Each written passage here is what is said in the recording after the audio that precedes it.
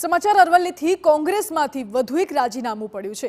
મેઘરજના પૂર્વ ધારાસભ્યના પુત્ર જતીન પંડ્યાએ રાજીનામું આપી દીધું છે। જતીન પંડ્યા જિલ્લા પંચાયતના સભ્ય પણ રહી ચૂક્યા છે। રામ મંદિર અને વિકાસ કાર્યોના મુદ્દા આગળ રાખી કોંગ્રેસ સાથે તેમને છેડો ફાડ્યો છે। અરવલ્લી જિલ્લા મહિલા કોંગ્રેસના ઉપપ્રમુખ રૂપલ પંડ્યાનું પણ રાજીનામું આવ્યું છે। તો આવતીકાલે 600 કાર્યકર સાથે ભાજપમાં જતીન પંડ્યા જોડાવા જઈ રહ્યા છે। કમલમ ખાતે સીઆર પાટીલની ઉપસ્થિતિમાં તેઓ ભાજપમાં જોડાશે અને કેસરીયો ખેસ ધારણ કરશે। પાર્ટીના સભ્ય પદેથી હું રાજીનામું આપું છું।